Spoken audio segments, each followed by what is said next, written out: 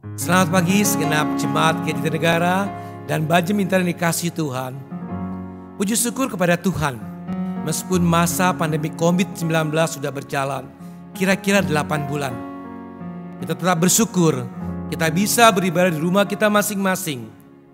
Karena Allah kita adalah Allah yang setia, yang selalu memberikan kasih kepada kita setiap hari. Dan memberikan apa yang kita perlukan, Tuhan sediakan. Besar setiamu.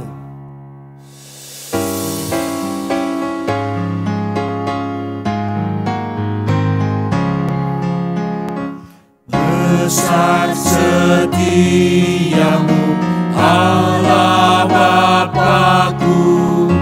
Besarlah kasih-Mu yang melimpah. Tiada kurang dan tidak berubah, sempurna dan tetap selama. Besar setiamu, besar setiamu, besar setiamu. Tiap pagi berikan rahmat baru. Segala yang ku perlu Kau sediakan. Besar setiamu kepadaku.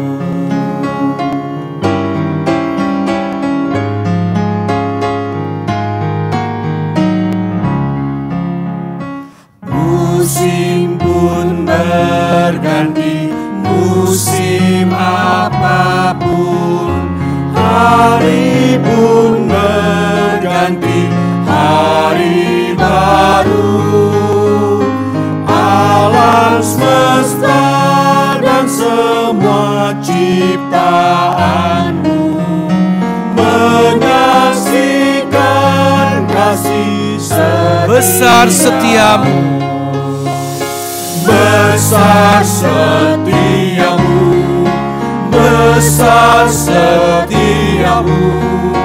Tiap pagi berikan rahmat baru. Segala yang ku perlu Kau sediakan.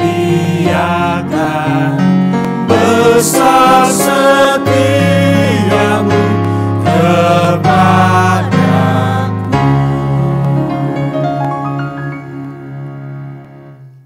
Jemaat sekalian, ibadah online pada hari ini didasarkan pada pengakuan iman bahwa pertolongan kita adalah di dalam nama Tuhan yang menjadikan langit dan bumi.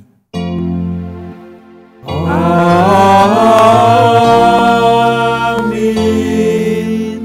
Amin. Amin.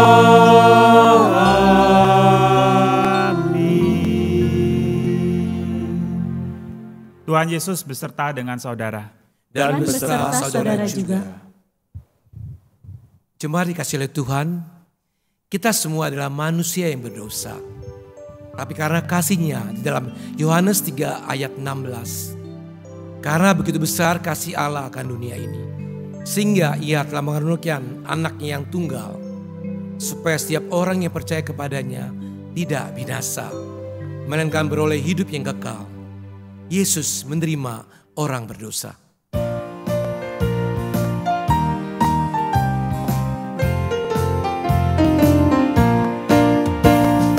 Yesus menerima orang berdosa, firman anugerah-Nya bagi semua yang meninggalkan jalan ke surga, yang susah dan jatuh ke dalam dosa. Pujilah selamanya, pujilah selamanya.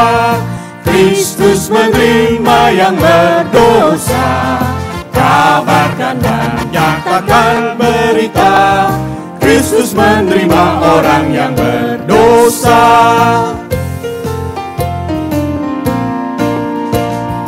Datanglah Ia akan melepaskan. Percayalah kepada firman-Nya. yang menghapuskan segala dosamu. Kristus menerima orang yang berdosa. Pujilah selamanya. Pujilah selamanya. Kristus menerima yang berdosa. Kabarkan dan nyatakan berita, Kristus menerima orang yang berdosa. Jemaat sekalian, sebelum kita masuk lebih dalam di dalam ibadah kita, mari kita sama-sama masuk ke dalam doa pengakuan dosa. Ya Tuhan Allah Bapa kami di dalam surga, betul ya Tuhan di dalam firman-Mu bahwa Engkau menerima orang yang berdosa. Secara khusus ya Tuhan, orang-orang yang menyadari bahwa dirinya itu sakit, penuh dengan dosa ya Tuhan. Dan Tuhan, kami sekarang sebagai umat Tuhan yang ada di hadapan-Mu dengan sungguh-sungguh ya Tuhan, untuk datang mengakui setiap kelemahan dan dosa kami. Tuhan, kami berulang kali berbuat salah, berdosa, mendukakan hati Tuhan dan juga sesama kami. Tuhan, kiranya Tuhan terus hari demi hari basuh dosa kami dan juga kuduskan kami, supaya tiap hari kami semakin serupa dengan Kristus. Tuhan, kami percaya bahwa Tuhan mau menguduskan kami hari lepas hari. Dan kami juga percaya kepada janji-Mu bahwa ketika kami dengan sungguh-sungguh mengaku dosa di hadapan-Mu, Engkau mau mengampuni kami. Terima kasih ya Tuhan. Di dalam nama Tuhan Yesus Kristus kami berdoa dan bersyukur. Amin. Jemaat Tuhan, saya undang untuk bangkit berdiri bersama-sama yang di rumah. Berita anugerah diambil dari Yesaya 49 ayat 15. Dapatkah seorang perempuan melupakan bayinya, sehingga ia tidak menyayangi anaknya dari kandungannya? Sekalipun dia melupakannya, aku tidak akan melupakan engkau. Demikianlah berita anugerah dari Tuhan. Syukur kepada Allah. Jemaat dikasihi oleh Tuhan, suatu berita anugerah yang indah bagi kita semua, bahwa Tuhan tidak akan melupakan kita. Meskipun kita bimbang, kita takut, kita cemas menghadapi pandemi COVID-19 ini, tapi Tuhan selalu di dalamku memberikan penghiburan dan kekuatan. Karena Engkaulah Allah yang hebat dan perkasa.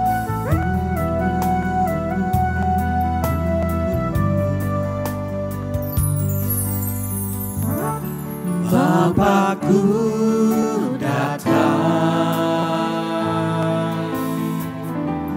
menyembah-Mu di sini. Ku percaya ada bagiku. Bapakku datang. Bapakku datang menyembah-Mu di sini. Ku percaya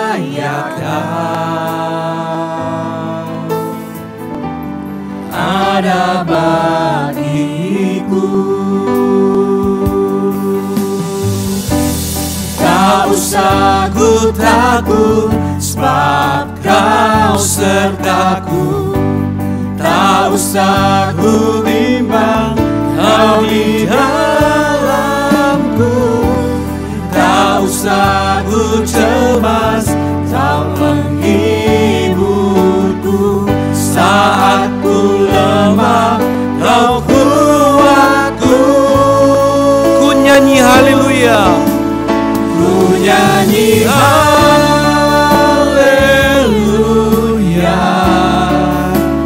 Ku nyanyi haleluya. Sungguh Kau hebat, ajaib perkasa perbuatan-Mu. Ku nyanyi haleluya. Nyanyi haleluya. Ku nyanyi haleluya. Sungguh kau hebat, ajaib perkasa perbuatanmu di hidupku.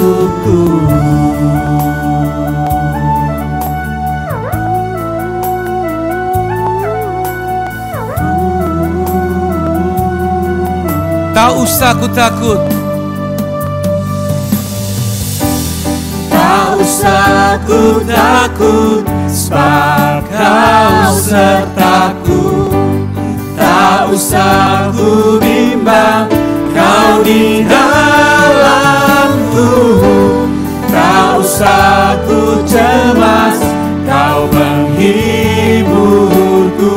Saat ku lemah, kau kuatku. ku nyanyi haleluya. Ku nyanyi haleluya,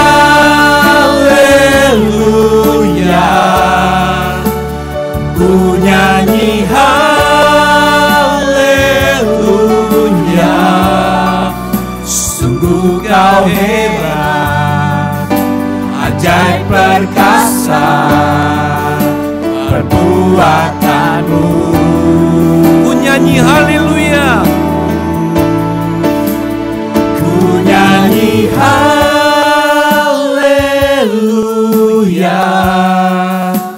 ku nyanyi haleluya. Sungguh kau hebat, ajaib perkasa perbuatanmu. Ku nyanyi haleluya. Ku nyanyi haleluya, ku nyanyi haleluya. Sungguh kau hebat, ajaib perkasa perbuatanmu.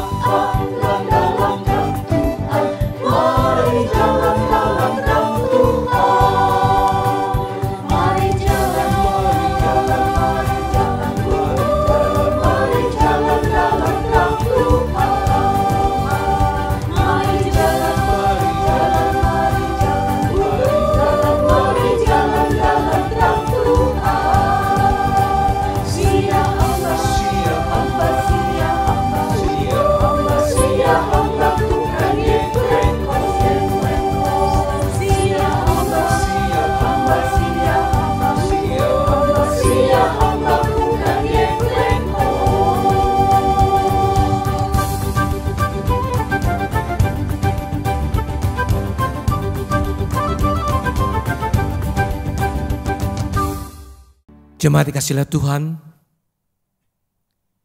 Kita hidup semua karena anugerah Tuhan. Tidak ada satupun yang dapat kita banggakan.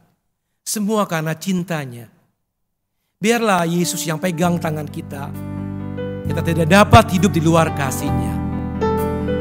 Engkau alasanku untuk hidup.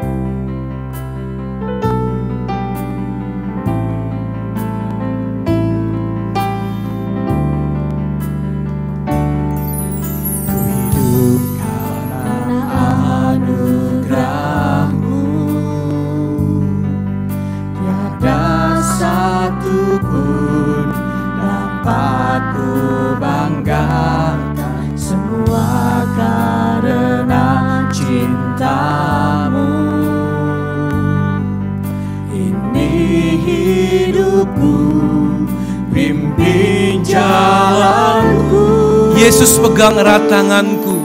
Yesus pegang erat tanganku. Ku tak dapat hidup di luar kasih-Mu. Bapa, jangan tinggalkan aku. Engkau alasan selama ku hidup.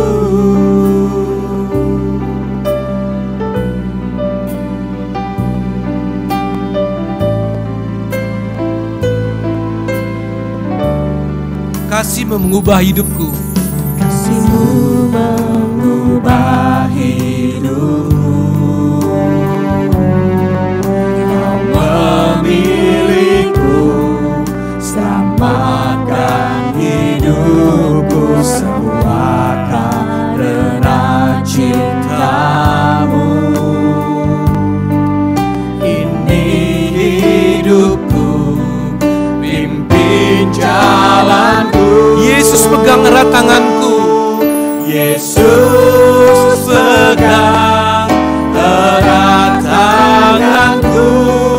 Ku tak dapat hidup di luar kasih-Mu.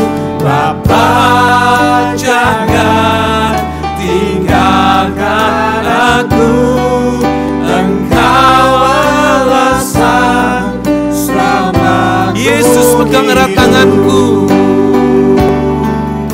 Yesus pegang erat tanganku. Ku tak dapat hidup di luar kasih-Mu. Bapa, jangan tinggalkan aku. Engkau alasan selama. Serukan, Yesus pegang erat tanganku. Yesus pegang erat tanganku. Ku tak dapat hidup di luar kasih-Mu. Bapa, jangan tinggalkan aku. Engkau alasan selama ku hidup. Engkau alasan selama ku hidup. Engkau alasan selama ku hidup. Engkau alasan selama ku hidup. Shalom, saudara terkasih dan Tuhan Yesus. Senang sekali hari ini saya bisa kembali melayani Tuhan melalui ibadah online ini di GKI Jatinegara tanggal 15 November tahun 2020. Izinkan saya, sebelum saya menyampaikan firman Tuhan, saya menyampaikan salam hangat dari para pemimpin di gereja kami, GKBJ Depok, kepada gereja GKI Jatinegara. Doa kami, biarlah gereja saudara dan jemaat selalu dipelihara, dilindungi, dan diberkati oleh Tuhan. Nah, saudaraku, hari ini saya akan menyampaikan firman Tuhan tentang Tuhan jangan tinggalkan aku. Ini saya ambil di dalam Mazmur pasalnya yang ke-71. Sebelum kita mendengarkan firman Tuhan, mari bersama-sama kita masuk di dalam doa. Bapa di surga, kami bersyukur hari ini kami kembali boleh beribadah kepadamu, meskipun secara online atau virtual, tapi kami percaya Tuhan hadirat-Mu tidak akan pernah kekurangan sedikit apapun. Kami percaya Tuhan hadir-Mu akan menjadi berkat buat kami dan berikan kepada kami kekuatan. Biarlah Roh Allah membantu kami untuk kami boleh mengenal, memahami, dan bahkan menikmati firman-Mu yang membuat hidup kami bertumbuh semakin serupa di dalam Kristus dan kami semakin dewasa secara rohani. Kami rindu Tuhan dengan dewasa secara rohani dan kami jadi serupa dengan Kristus. Kehendak-Mu terjadi di bumi seperti di surga dan kerajaan-Mu datang di dalam seluruh kehidupan kami. Inilah doa kami, dalam nama Yesus kami berdoa. Amin. Yang menjadi dasar pembahasan khotbah saya pada hari ini adalah Mazmur pasal 71 ayat 9 yang berkata seperti ini. Janganlah membuang aku pada masa tuaku. Janganlah meninggalkan aku apabila kekuatanku habis. Mari bersama-sama dengan jemaat di rumah masing-masing kita membacakan ayat ini sekali lagi. Mazmur pasal 71 ayat 9 yang berbunyi demikian. Janganlah membuang aku pada masa tuaku. Janganlah meninggalkan aku apabila kekuatanku habis. Saudaraku, apa yang menjadi kesan saudara ketika membaca kalimat ini? Apakah kalimat ini menggambarkan satu kehidupan yang sangat pesimis dari si Daud? Atau sesungguhnya ada satu nuansa optimis dari ayat ini? Memang saudaraku, kalau kita membaca hanya sekedar ayat ini saja, saudaraku, kita akan melihat bahwa Daud ini sudah mengalami satu kehidupan yang suram, dia menjadi orang yang sangat pesimis, dia menjadi orang yang betul-betul tenggelam di dalam pergumulan, tenggelam di dalam kesulitan yang amat luar biasa yang dihadapi pada masa tuanya. Tetapi saudaraku, kalau kita membaca Mazmur pasal 71 secara keseluruhan, kita akan melihat saudaraku bahwa ini bukan teriakan yang sekedar menggambarkan pergumulan yang sangat berat, tapi di balik teriakan ini, dasar kehidupan si Daud. Daud memiliki sebuah optimisme, Daud memiliki sebuah pengharapan, Daud memiliki sebuah kekuatan yang sangat luar biasa ketika dia menghadapi tantangan yang sangat berat di dalam kehidupannya. Kita akan lihat bersama-sama, saudaraku.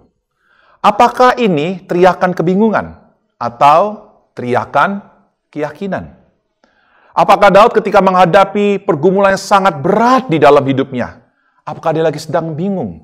Atau sesungguhnya dia sudah memiliki sebuah keyakinan dan dia pasti bisa menghadapi pergumulan ini? Saudaraku, kita lagi sedang menghadapi masa pandemik yang cukup berkepanjangan. Sekarang pertumbuhan ekonomi kita sudah mengalami minus. Belum lagi, saudaraku, mungkin di antara saudara sudah ada yang diberhentikan, saudara mungkin ada yang kena sakit, saudara mungkin ada yang gajinya dipotong, saudara mengalami pergumulan-pergumulan amat luar biasa dalam situasi masa pandemik ini.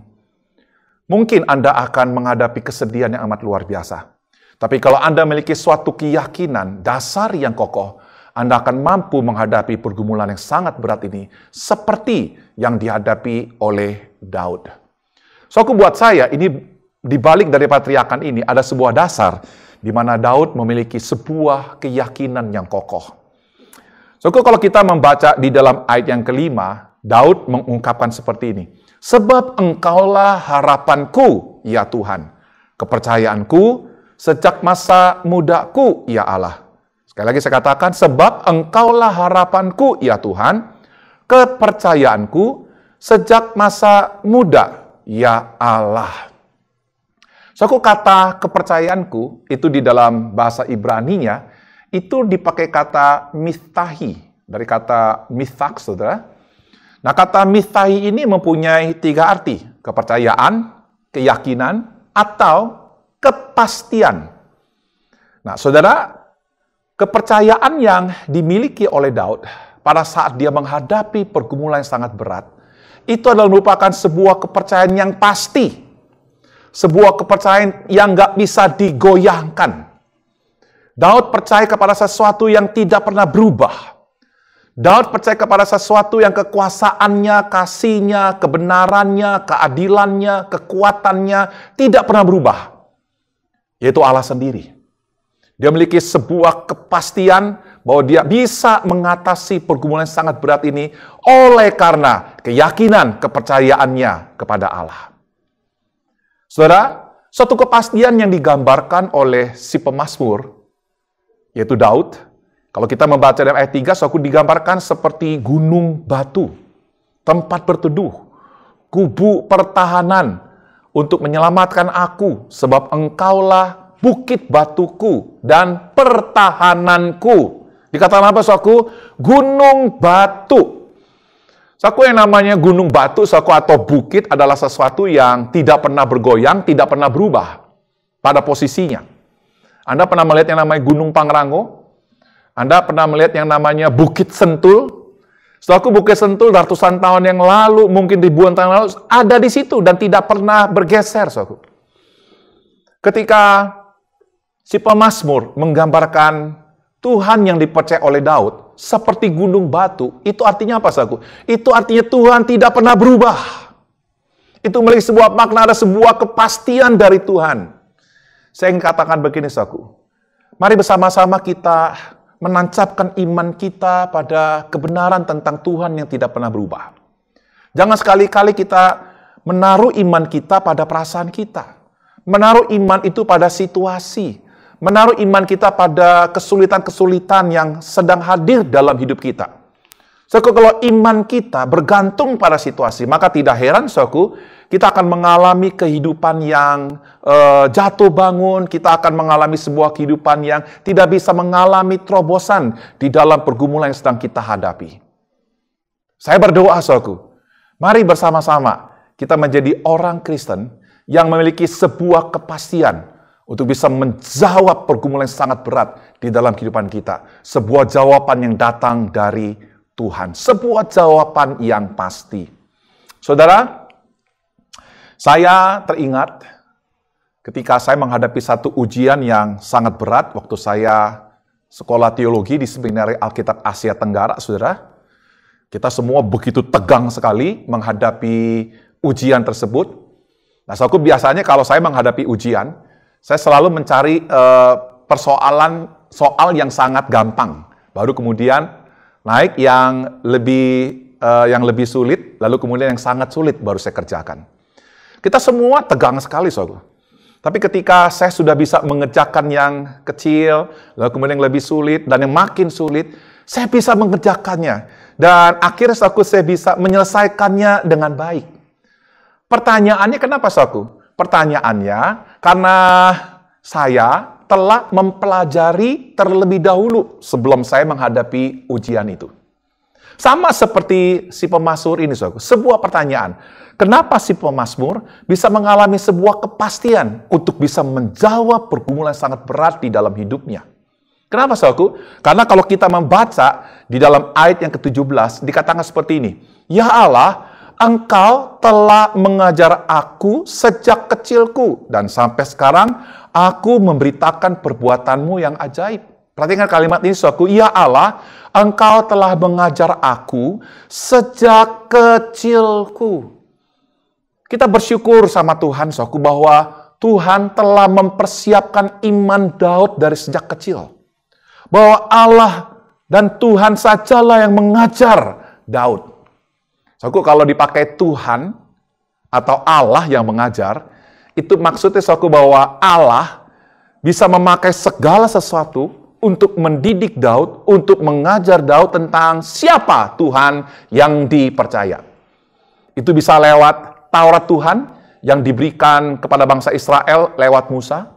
Itu bisa Tuhan pakai orang tuanya, Tuhan pakai nabi, Tuhan pakai iman, untuk menguatkan iman Daud. Nah, saudaraku yang terkasih dalam Tuhan Yesus, sejak kecil Daud sudah mengenal Tuhan. Sejak kecil Daud sudah mempelajari firman Tuhan. Saudaraku, saya katakan begini, bersyukurlah kalau saudara sebagai orang Kristen yang sejak dari sekolah minggu telah mempelajari firman Tuhan. Saya percaya, saudaraku, bahwa firman Tuhan yang saudara pelajari tidak akan pernah kembali dengan sia-sia.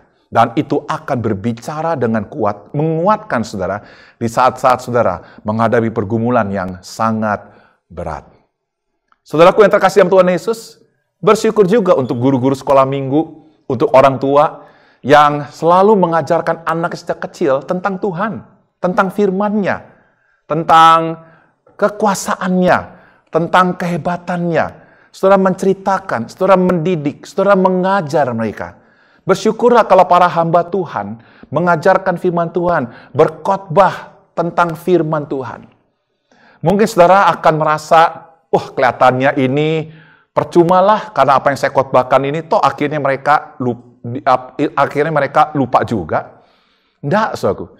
Firman Tuhan itu tidak akan pernah hilang dalam kehidupan seseorang yang telah mendengarkan firman Tuhan. Roh Kudus akan selalu mengingatkan firman Tuhan dalam kehidupan seseorang. Mungkin dia lupa pada satu saat, tapi pada saat dia menghadapi pergumulan, Roh Kudus akan mengingatkan firman Tuhan yang dia dapat, yang dia dengar dari khotbah saudara, yang dia dengar dari pengajaran guru-guru sekolah minggu, dan sebagainya.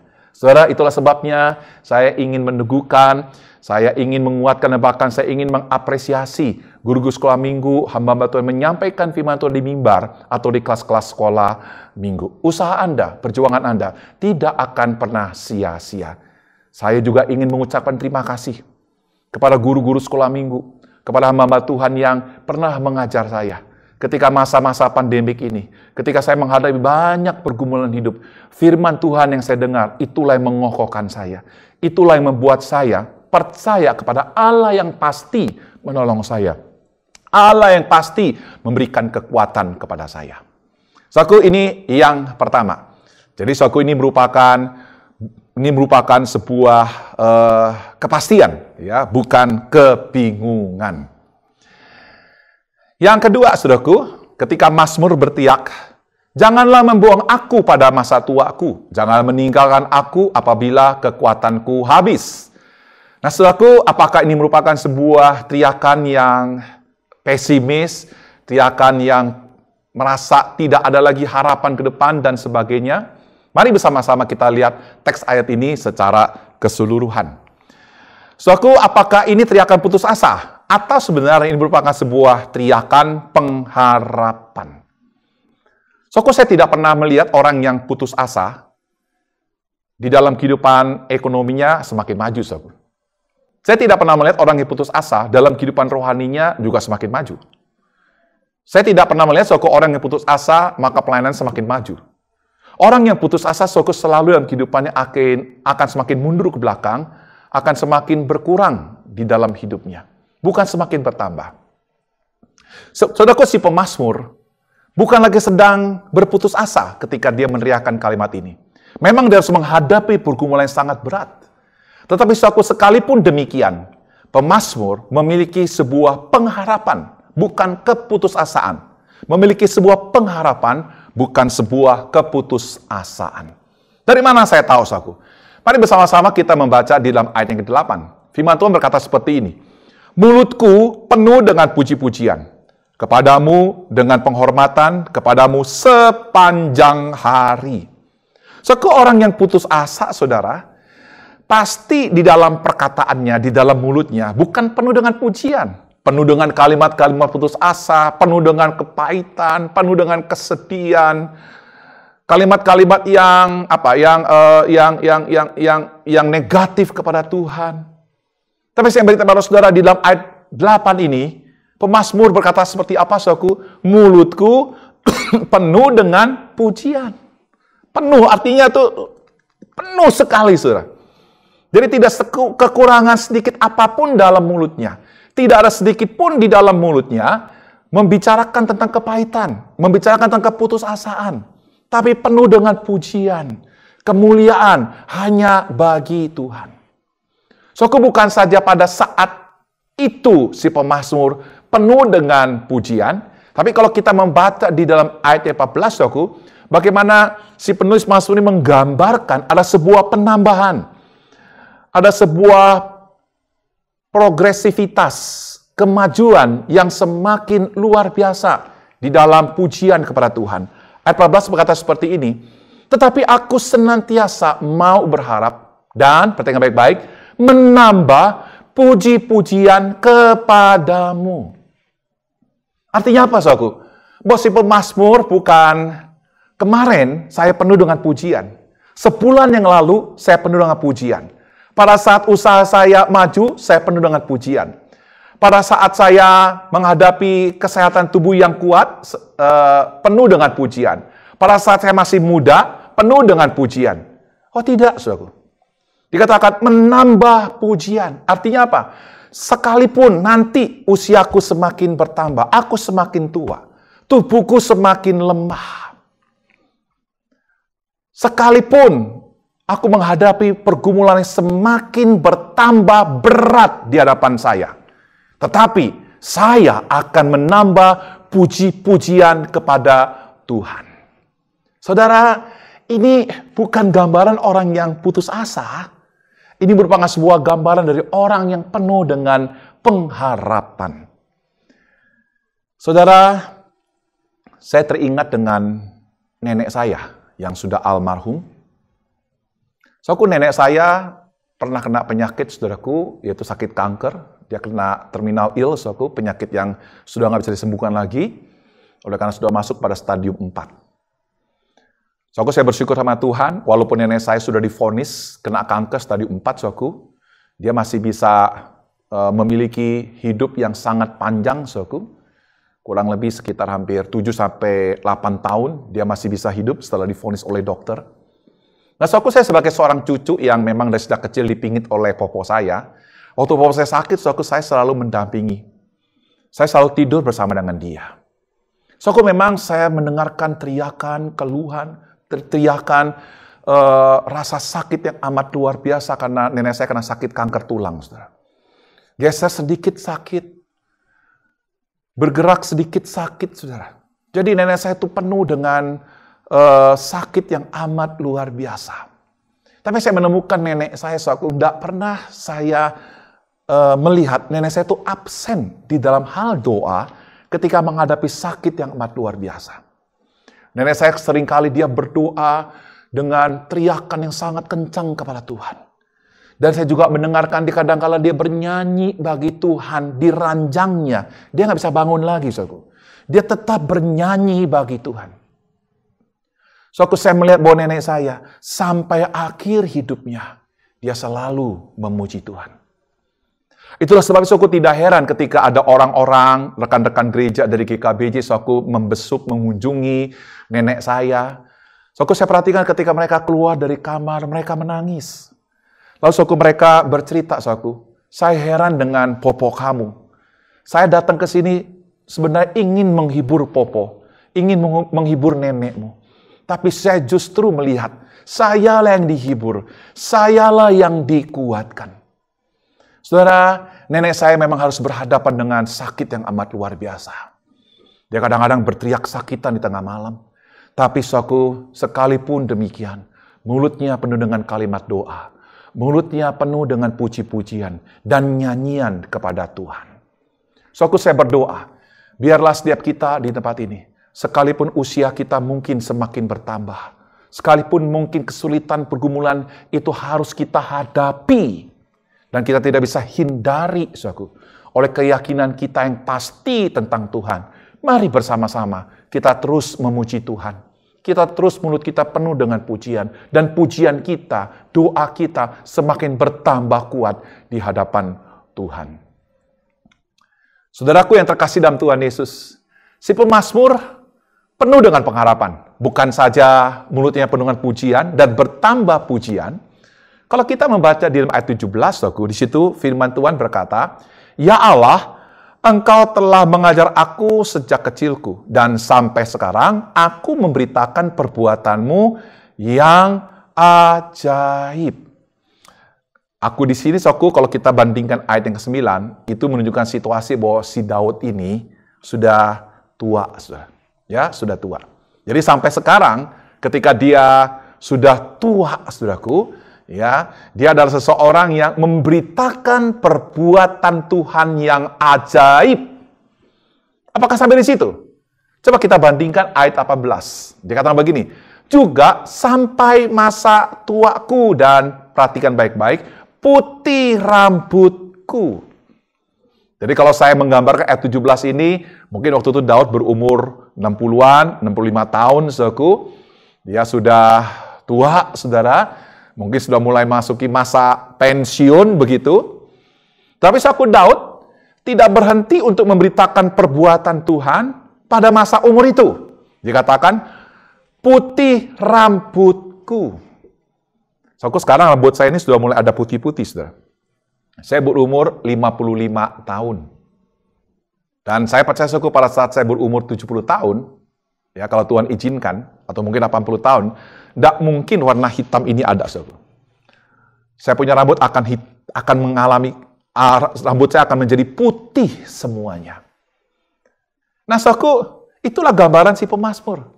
Jadi sampai rambutnya putih, sampai tua renta, saudaraku. Mungkin dia sudah mengalami tubuh yang bungkuk, saudaraku. Mungkin dia kulitnya sudah keriput, saudaraku. Tapi mulutnya akan terus menceritakan tentang perbuatan-perbuatan ajaib Tuhan. Jadi bukan pada masa itu si Daud menceritakan kepada generasinya. Tapi ketika dia memiliki cucu, ketika dia memiliki buyut, ketika dia memiliki seluruh keturunan, selama dia memiliki keturunan yang panjang, dia akan ceritakan perbuatan-perbuatan ajaib yang datang dari Tuhan.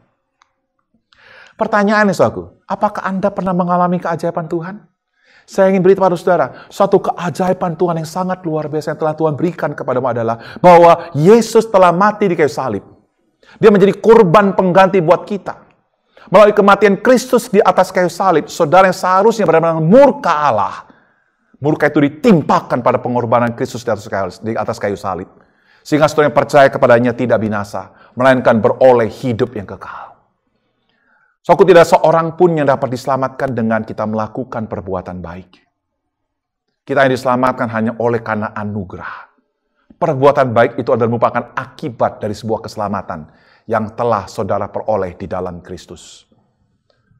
Pernahkah kita ceritakan ini kepada anak-anak kita? Kepada cucu kita?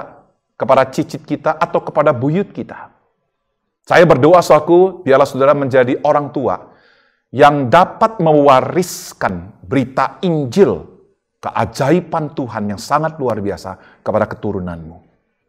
Pernahkah kita mengalami keajaiban-keajaiban Tuhan selain daripada berita Injil ini, saudara?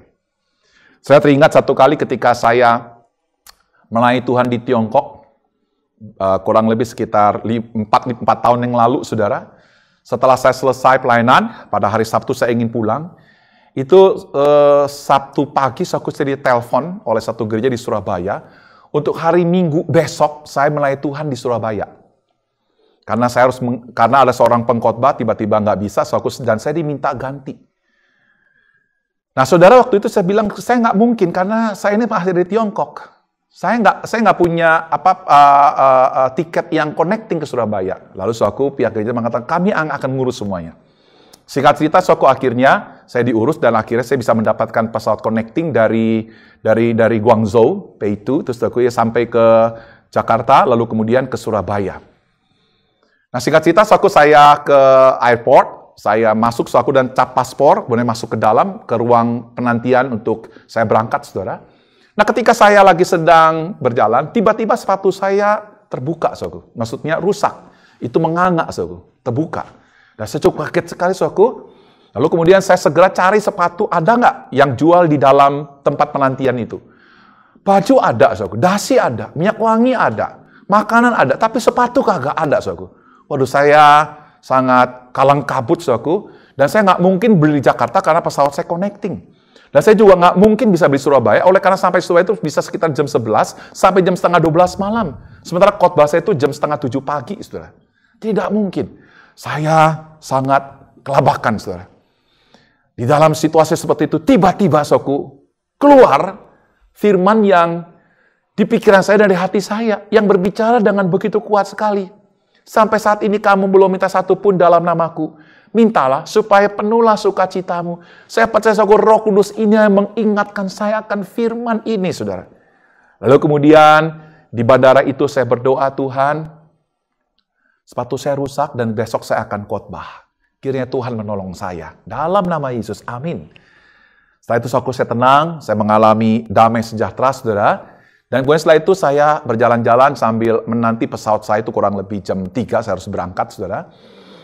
Saya menanti sambil berjalan-jalan, saudaraku. Nggak enak, memang sepatu saya rusak. Tiba-tiba saudaraku ada yang memanggil saya. Pak Hengki, Pendeta Hengki. Saya kaget, saudaraku, lalu kemudian saya nengok. Lah, ini yang manggil saya ini adalah anak rohani saya. Dia adalah seorang pilot, sebuah maskapai terbang, saudara. Saya cukup kaget karena saya sudah lama tidak ketemu, oleh karena memang dia sangat sibuk di dalam penerbangan. Setelah dia lulus dari Curug, dan kemudian dia menjadi seorang pilot di sebuah maskapai penerbangan, saudara. Waktu saya bertemu, saya cukup kaget oleh karena dia sudah menjadi kapten penuh. Dia sudah berempat, saudara. Lalu kemudian saya tanya kepada orang ini, namanya Gunawan. Gun, sepatu kamu nomor berapa? Lalu dia bilang, sepatu saya nomor 42, Pak Hengki. Saya bilang, dalam hati Tuhan, saya bersyukur engkau menjawab doaku. Lalu saya ceritakan kepada Gunawan, Gun, aku menghadapi masalah ini. Bolehkah untuk sementara waktu saya tukeran sepatu denganmu? Dia bilang, silakan Pak Hengki, tidak apa-apa. Nah, singkat cerita, akhirnya saya bisa berkhotbah dengan sepatu yang tidak rusak. Lalu kemudian saya pulang ke Jakarta, hari Seninnya. Hari Senin saya telepon. Gunawan, aku ingin sepatu saya yang rusak itu kembali lagi. Saya minta lagi. Lalu kemudian anak rohani saya bilang begini, nggak perlulah Pak Hengki, sepatu saya kasih kamu ya, sepatu ini nggak perlu, ini sepatu ini sudah rusak. Sepatu saya itu sepatu bagus kok. Ya Pak Hengki pakai saja, nggak apa-apa, saya juga seneng kok. Ya kalau Pak Hengki bisa memakai sepatu saya di dalam segenap pelayanan yang Pak Hengki lakukan. Lalu saya bilang sama Gun, enggak Gun, saya minta sepatu itu dikembalikan. Karena buat saya itu mengandung nilai yang sangat mahal. Ini bukan bicara uang, tapi nilai. Saya ceritakan tentang pengalaman saya, sebagaimana saya berdoa, lalu dia memahami, iya betul Pak Hengki. Lalu kemudian saya ambil lagi sepatu itu, saya tukar kembali, saudara. Lalu kemudian sepatu itu saya taruh dalam sebuah akrilik. Saudaraku, kenapa saya taruh akrilik, saudaraku? Ini penting buat saya, untuk saya menceritakan perbuatan ajaib kepada anak-anak saya. Satu kali, saudaraku, ketika anak saya ingin studi di luar negeri, saudara. Dan kemudian dia bilang sama saya, biaya cukup mahal, saudaraku. Dalam hati saya bilang, waduh, tidak mungkin saya bisa membiayai anak saya. Tapi saya teringat akan sepatu itu, saudaraku. Lalu kemudian saya ambil sepatu itu dari bawah, lalu kemudian saya taruh di depan anak saya yang bernama Yosua. Dia bilang, Yos, Papa tidak memiliki uang yang sangat banyak. Tapi Papa memiliki Tuhan yang pasti. Tuhan yang pasti menolong. Tuhan yang akan berikan jalan keluar ketika Yosua, ketika kita semua menghadapi pergumulan soal pendidikanmu. Ini adalah sepatu. Lalu kemudian saya bilang, Papa untuk apa sepatu ini? Lalu kemudian saya ceritakan apa yang terjadi pada saat saya menghadapi pergumulan ketika sepatu saya rusak. Suatu ketika dia mendengarkan hal ini, saya bilang sama Yosua, Yosua, firman Tuhan berkata, pencobaan-pencobaan yang kita alami ialah pencobaan biasa yang tidak melebihi kekuatan kita. Sebab Allah setia. Pada waktu kamu dicobai, Ia akan berikan kepada kamu jalan keluar. Percayalah Yosua, bahwa Tuhan akan berikan kepada kita jalan keluar di tengah pergumulan yang kita hadapi. Saya ajak dia berdoa, saku. Lalu kemudian dia menangis. Dia bilang, Tuhan terima kasih. Kalau engkau pernah menolong papa saya, engkau juga pasti bisa menolong saya. Nah saudaraku, ini adalah merupakan sebuah pengalaman. Bagaimana saya bisa menceritakan tentang perbuatan ajaib yang Tuhan berikan kepada saya dan saya juga berikan kepada anak-anak saya. Saya percaya saudaraku, dalam setiap kita di tempat ini, saudara punya pengalaman-pengalaman ajaib selain pengalaman Injil yang amat luar biasa. Jangan pernah Anda lupakan. Banyak-banyaklah cerita kepada anak-anakmu. Banyak-banyaklah cerita kepada keturunanmu. Banyak-banyaklah cerita tentang Tuhan yang ajaib yang masih melakukan perbuatan-perbuatan untuk memberikan sebuah terobosan jalan keluar dalam kehidupan saudara ketika saudara menghadapi pergumulan. Ceritakan itu kepada sebanyak mungkin anggota keluargamu dan sebanyak mungkin orang. Itulah kesaksian yang harus kita berikan sebagai orang Kristen yang diperintahkan untuk menjadi saksi Kristus. Sekarang kita melihat bagian yang terakhir, saudaraku. Mazmur 71 ayat 9, firman Tuhan berkata, janganlah membuang aku pada masa tuaku, janganlah meninggalkan aku apabila kekuatanku habis. Saudaraku, pertanyaannya, apakah ini adalah merupakan sebuah teriakan kegagalan? Atau sebenarnya di balik dari ayat ini, kalau kita membaca secara keseluruhan Mazmur pasal 71, ini berbicara tentang keberhasilan, bukan kegagalan. Ini bicara tentang kenaikan, bukan kejatuhan. Ini bicara kebangkitan, bukan bicara kematian. Mari bersama-sama kita melihat ayat ini, saudaraku. Mazmur 71 ayat 20. Engkau yang telah membuat aku mengalami banyak kesusahan dan malapetaka. Kalau kita membaca ayat ini, saudaraku, siapa yang membuat malapetaka? Siapa yang membuat si pemazmur ini menghadapi kesulitan yang amat luar biasa? Siapa, saudaraku? Kalau kita membaca ayat istimewa adalah engkau. Itu sahabat pribadi yang sangat dekat dengan si pemazmur ini, yaitu Daud. Dialah yang membuat dia mengalami kesulitan dan dialah yang mendatangkan malapetaka. Mungkin pada titik ini Anda akan protes. Wah, Tuhan kayak begini mah Tuhan yang kejam. Ini mah gila. Ini nggak bisa saya terima. Tapi mari bersama-sama. Coba kita tenang dulu, saudaraku. Rasanya kita nggak fair kalau kita cuma hanya melihat ayat ini. Kita mesti membandingkan, saudaraku, apa yang Tuhan perbuat di dalam kesulitan, pergumulan, dan malapetaka kepada si pemazmur. Coba Anda bandingkan dengan setan yang membuatnya. Dunia yang membuatnya. Coba saudara bandingkan dengan itu, saudara. Kalau yang namanya iblis, bukan untuk membuat kita memiliki sebuah pengharapan. Tapi justru kehilangan pengharapan. Kalau kita membaca ayat ini baik-baik, saudaraku, secara keseluruhan, engkau akan menghidupkan aku kembali, dan dari samudera raya bumi, engkau akan menaikkan aku kembali. Ayat 21, engkau akan menambah kebesaranku dan akan berpaling menghibur aku. Perhatikan baik-baik, saudaraku, ketika Tuhan yang membuat malapetaka, ketika Tuhan yang membuat kesusahan, itu seperti seorang ayah, seperti seorang guru yang memberikan ujian, yang lagi sedang mendidik. Memang itu berat, tapi nggak apa-apa. Karena dibalik dari semuanya itu, maksud Tuhan adalah untuk menghidupkan, untuk menaikkan, untuk menambah, untuk menghibur. Jadi jangan sekedar melihat malapetakannya saja, saudaraku. Lihat 4 hal yang akan dibuat oleh Tuhan di balik pergumulan hidupmu. Ini beda dengan setan, saudaraku. Ini beda dengan iblis. Dia bukan menghidupkan, tapi dia adalah bapa pembunuh. Dia bukan menaikkan, tapi mau menghancurkan, mau meruntuhkan. Dia bukan untuk menambah kebesaran kita, tapi akan membuat kesaksian kita semakin rusak. Dia bukan untuk menghibur kita, tapi membuat kita semakin bertambah sedih. Bertambah hancur perasaan kita. Bertambah kita mengalami keputusasaan yang tak pernah berkesudahan. Itulah jebakan setan, saudaraku. Tapi Tuhan tidak seperti itu. Saudara yang terkasih dalam Tuhan Yesus, mungkin hari-hari ini Anda menghadapi pergumulan yang sangat berat. Dan kelihatannya, kayaknya kok jauh sekali dari apa yang digambarkan oleh si pemazmur ini. Tapi percayalah, saudaraku, saya ingin mengajak untuk kita melihat ke depan nanti, saudaraku, jauh ke depan.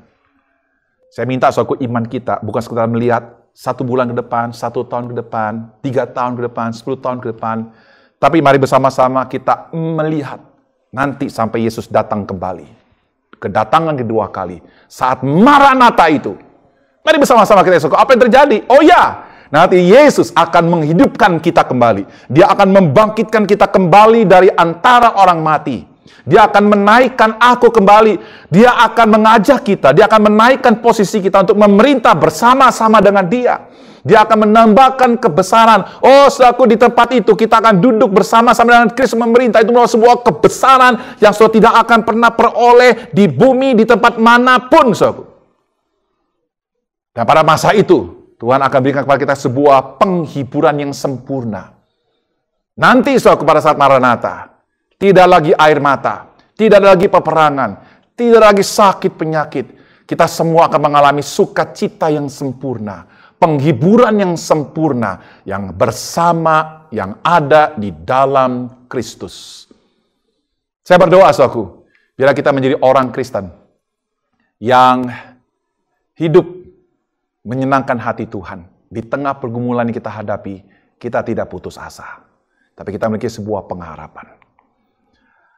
Saudaraku, yang terakhir saya ingin ringkas kembali apa yang saya khotbahkan, saudaraku. Ini merupakan sebuah teriakan yang didasari oleh sebuah keyakinan akan sifat Tuhan dan pertolongan yang tidak pernah berubah. Ini merupakan sebuah teriakan yang didasari oleh sebuah pengharapan, bukan keputusasaan. Tidak berkurang, namun bertambah. Ini merupakan sebuah teriakan keberhasilan. Tidak rugi, malah untung, dan tidak kalah, melainkan menang. Saya bersyukur, saudaraku, mari bersama-sama kita memiliki iman yang seperti ini. Kita berdoa. Bapa di surga, kami bersyukur untuk firman-Mu yang boleh kami dengar. Kami tidak kebal terhadap pergumulan hidup.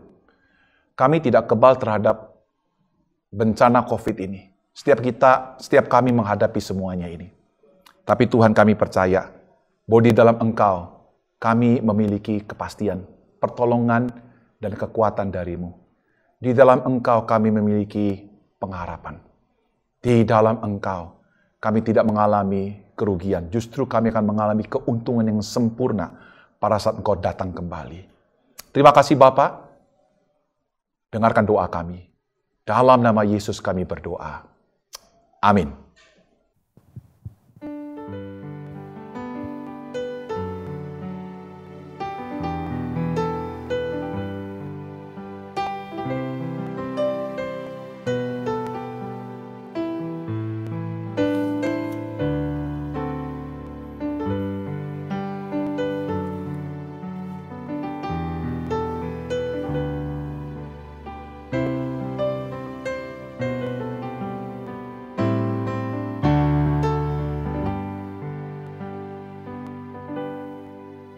Jemaat yang kasih oleh Tuhan, saya undang untuk pakai berdiri.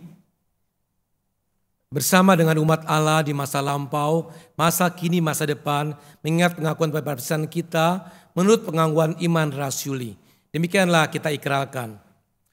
Aku percaya kepada Allah, Bapa yang Maha Kuasa, Pencipta langit dan bumi, dan kepada Yesus Kristus, Anaknya yang tunggal Tuhan kita, yang dikandung pada Roh Kudus, lahir dari darah Maria, yang menderita sengsara di bawah pemerintahan Pontius Pilatus, disalibkan, mati dan dikuburkan, turun dalam kerajaan maut, pada hari yang ketiga bangkitlah dari antara orang mati, naik ke surga, duduk di sebelah kanan Allah, Bapa yang Maha Kuasa, dan dari sana akan datang untuk menghakimi orang yang hidup dan yang mati. Aku percaya Roh Kudus, gereja yang kudus dan benar, persekutuan orang kudus, pengampunan dosa, kebangkitan orang mati, dan hidup yang kekal. Amin. Mari jemaat sekalian, kita sama-sama masuk ke dalam doa syafaat. Ya Tuhan Allah Bapa kami di dalam surga, kami bersyukur Tuhan, kami boleh sekali lagi menaikkan doa-doa syafaat kami ke hadapan-Mu. Tuhan, kami mau berdoa pertama-tama ya Tuhan, kiranya Tuhan tolong pimpin jemaat di gereja ini ya Tuhan, supaya Tuhan terus menggerakkan hati setiap daripada kami untuk rindu mendekat kepada Engkau, merenungkan firman-Mu, dan terus bertumbuh secara rohani hari lepas hari. Tuhan, kami tahu pandemi ini belum berakhir ya Tuhan, dan masih membawa kesulitan bagi setiap daripada kami. Tetapi biarlah kiranya melalui masa-masa pandemi ini ya Tuhan, kami menyadari bahwa Tuhan sedang membentuk dan memurnikan iman kami. Bawa kami ya Tuhan untuk semakin hari melalui setiap penderitaan yang ada ya Tuhan, untuk semakin dekat kepada Engkau dan semakin bertumbuh di dalam firman-Mu. Tuhan, kami juga mau berdoa buat jemaat-jemaat di gereja ini ya Tuhan, yang mungkin sedang lemah tubuh ataupun sakit. Tuhan, kiranya Engkau lawat mereka, tilik mereka ya Tuhan, dan juga Tuhan Engkau pulihkan mereka. Tambah-tambahkan iman kepada mereka, dan biarlah mereka terus tabah di dalam kelemahan tubuh mereka. Biarlah mereka berjalan bersama-sama dengan Engkau di dalam masa-masa pemulihan mereka. Kami juga mau berdoa ya Tuhan buat jemaat di gereja ini juga yang mengalami kesulitan ekonomi. Baik yang miskin maupun yang kaya ya Tuhan, masing-masing memiliki pergumulannya masing-masing. Tuhan tolong ya Tuhan, kami menaruh pengharapan kami di dalam Engkau. Bantu kami ya Tuhan di jemaat di tempat ini supaya sanggup melewatinya ya Tuhan. Dan kami boleh keluar dengan yakin dan percaya bahwa Engkau memelihara hidup kami. Tuhan, kami juga mau berdoa buat jemaat yang mungkin sedang bergumul di dalam masalah di dalam keluarganya. Entah apapun itu masalahnya ya Tuhan. Tuhan, kiranya Tuhan sertai mereka ya Tuhan, supaya satu demi satu masalah yang ada di dalam keluarga mereka masing-masing, Tuhan buka jalan. Dan biarlah kiranya Engkau sendiri ya Tuhan Yesus Kristus, yang menjadi sumber pengharapan dan pegangan satu-satunya bagi mereka di dalam masa-masa pergumulan yang ada. Karena Engkau ya Tuhan yang menjadi kekuatan bagi hidup kami. Tuhan, kami juga mau berdoa buat jemaat yang mungkin sedang di dalam masa kedukaan ya Tuhan. Tuhan terus sertai, Tuhan terus pulihkan hatinya ya Tuhan. Supaya mereka bisa keluar dari kedukaan yang ada dan mereka bisa berjalan dengan penuh semangat menghadapi masa depan lagi ya Tuhan. Tuhan, kami juga mau berdoa untuk persiapan kami di dalam memasuki masa Natal ya Tuhan. Persiapkan hati kami ya Tuhan supaya kami menyambut Natal pada tahun ini dengan penuh makna ya Tuhan. Belum pernah di dalam tahun-tahun sebelumnya kami mengalami Natal dengan kondisi pandemi seperti ini. Kami tidak bisa berkumpul, kami harus berada di rumah kami masing-masing. Tuhan, ajar kami dan ingatkan kami ya Tuhan, bahwa betapa banyak anugerah yang Tuhan berikan kepada kami di masa-masa sebelumnya. Sehingga kami bisa merayakan Natal dengan penuh sukacita bersama-sama di gereja. Biarlah kiranya kami mempersiapkan hati kami dengan sungguh-sungguh supaya ketika Natal itu tiba bukan saja menjadi sebuah acara, tetapi menjadi sebuah makna yang membekas dan mengubah hidup kami ya Tuhan. Bantu juga panitia Natal yang ada di gereja ini ya Tuhan, supaya mereka mempersiapkan acara Natal dan juga firman Tuhan yang akan disampaikan, supaya semuanya itu memberkati setiap jemaat yang ada. Dan Tuhan, kami terakhir mau berdoa buat bangsa Indonesia dan dunia ini ya Tuhan. Tuhan, tolong lindungi setiap pemerintahan yang ada ya Tuhan, supaya tetap mampu melewati semua masa sulit ini. Bantu mereka di dalam menjaga keamanan, kestabilan ekonomi, dan juga kesehatan dan kesembuhan warga masyarakatnya ya Tuhan. Dan juga Tuhan bantu ya Tuhan, supaya vaksin boleh segera ditemukan. Dan Tuhan tolong ya Tuhan di dalam masa-masa pandemi seperti ini ya Tuhan. Tuhan boleh membuka pintu hati banyak orang untuk bisa mendengarkan kabar Injil yang memberikan keselamatan bagi orang-orang yang belum percaya. Tuhan, ini doa-doa syafaat kami percaya Tuhan berkenan untuk mengabulkannya sesuai dengan waktu dan rencana-Mu. Terima kasih Tuhan. Di dalam nama Tuhan Yesus Kristus kami berdoa dan memohon. Amin. Jemaat Tuhan yang dikasihi Tuhan, di dalam ibadah online ini, kita semua diberi kesempatan untuk boleh memberikan persembahan kita kepada Tuhan. Persembahan dapat Bapak Ibu Saudara kirimkan ke nomor rekening GKI Jatinegara BCA 342 352 9101. Atau Bapak Ibu dapat melakukan scan QR yang terlihat di layar maupun di warta WA grup Jemaat GKI Jatinegara. Atau juga bagi yang kesulitan untuk transfer, Bapak Ibu Saudara dapat mengumpulkannya di dalam amplop lalu membawanya ke gereja pada saat kita sudah bisa beribadah secara fisik di gereja. Atau jika jemaat sudah merasa terkubur persembahannya dan sudah ingin segera diberikan ke gereja, jemaat bisa menghubungi majelis sebagian bendahara untuk penjemputannya persembahan jemaat di rumah. Jemaat sekalian, mari kita berdoa bersama-sama doa syukur ini. Kita berdoa bersama. Bapa di surga, terima kasih atas segala berkat dan kasih-Mu yang telah Kau nyatakan bagi jemaat-Mu di tempat ini. Terima kasih atas firman-Mu yang telah Engkau berikan kepada kami melalui hamba-Mu Pendeta Hengki Setiawan. Kiranya firman telah kami dengar dapat kami renungkan dalam kehidupan kami. Terima kasih juga atas kesempatan yang Tuhan berikan kepada kami memberikan korban syukur kami kepada Tuhan. Kiranya persembahan yang kami berikan dapat menyenangkan hati-Mu dan dapat menjadi persembahan yang harum bagi hormat dan kemuliaan nama-Mu. Dalam nama Tuhan Yesus kami berdoa. Amin. Jemaat dikasihi Tuhan, saya undang untuk bangkit berdiri.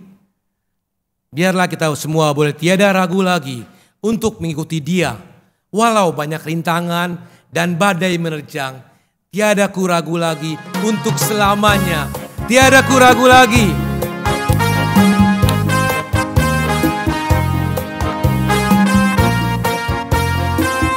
Tiada ku ragu lagi untuk mengikut Yesus.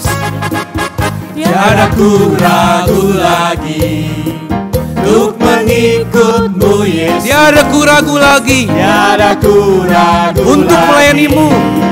Untuk melayani-Mu. Walau banyak rintangan dan badai pun menerjang, tiada ku ragu lagi untuk selamanya. Katakan, Yesus, Yesus sahabatku.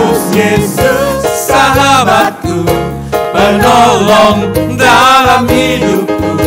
Ku rindu semua orang mengenal-Mu. Engkau jalan kebenaran. Engkau jalan kebenaran dan memberi hidup yang kekal bagi tiap orang yang percaya padanya. Tiada ku ragu lagi.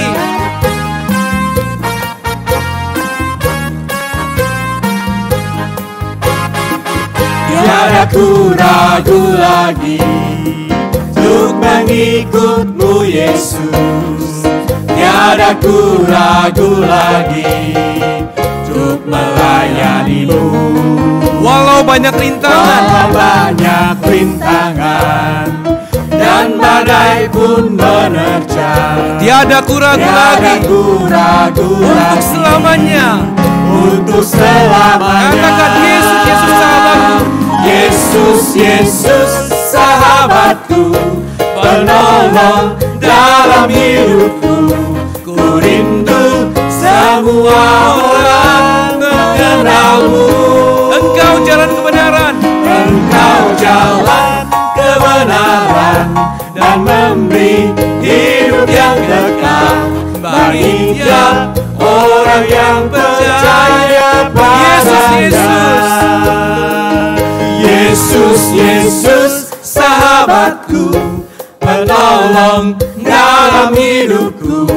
Ku rindu semua orang mengenal-Mu. Engkau jalan kebenaran. Engkau jalan kebenaran dan memberi hidup yang kekal bagi tiap orang yang percaya, Bagi tiap orang percaya padanya. Bagi tiap orang yang percaya, Bagi tiap orang yang percaya padanya. Bagi tiap orang yang percaya padanya. Jemaat sekalian, arahkanlah hatimu kepada Tuhan. Kami mengarahkan hati kami kepada Tuhan. Jadilah saksi Kristus. Syukur kepada Allah, Terpujilah Tuhan. sekarang dan selamanya. Mari kita menerima doa berkat kita. Kiranya kasih daripada Allah Bapa, anugerah pengampunan di dalam Tuhan Yesus Kristus, dan juga penyertaan Allah Roh Kudus terus meneguhkan iman kita bersama, supaya kita percaya bahwa Dia terus menyertai kita dari sekarang sampai selama-lamanya. Amin. Haleluya, Haleluya, haleluya, haleluya, haleluya, amin, amin, amin.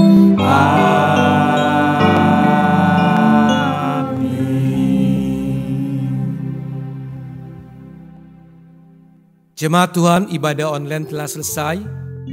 Jemaat dipersilakan untuk mengambil waktu teduh. Tuhan Yesus terus menyertai segenap jemaat Jatinegara dan Bajem Bintara Indah.